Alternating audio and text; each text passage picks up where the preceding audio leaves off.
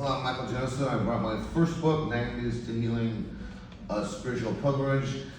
I watched my mother pass away in 2000 of cancer. 2002, I went to see Guadalupe. 2005, I published this book. And I would like to read something from the introduction. Actually, this is a quote too. This is from Pope John Paul II.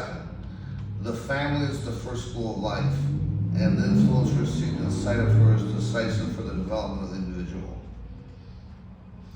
Introduction. 9 days things about a sacred pilgrimage I made to Mexico City in 2002. At the time, I was a freelance travel writer living in San Francisco. Julio, my native guide, specialized in cultural superstition.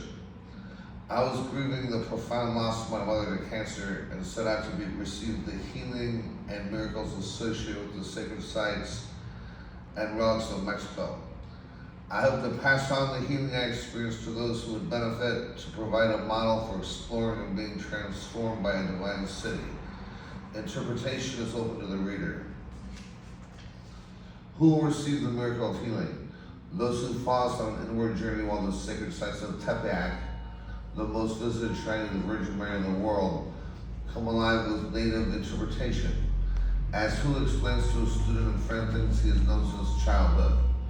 I start healing from the grief of losing my mother by walking through the sacred sites and learning their lessons. Writing about the healing has caused my mind to return there whenever I grieve the loss of my mother.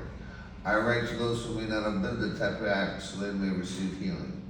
Julio gave me insights as I visited the sites of healing that will pull the reader into the same power that I felt. I incorporate humor and elements of mind healing to show there's more to a pilgrimage than meets the eye. I find mind healing through the concepts that were imparted to me and by the reinforcement of the lessons learned there.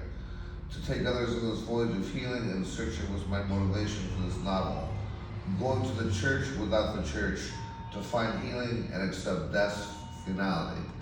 So it's very interesting that I've taken the microdosing of the mushrooms and the experience of Guadalupe, according to the history of Tepeyac, was based on peyote. That's why the vision of Guadalupe is so colorful and has those kind of things. And so I have in this book the regular 16 sites that the Catholics go to Guadalupe and the underlying history of Tonantzin, which was the vision we actually saw on the peyote. The rest is in the book. Thank you very much.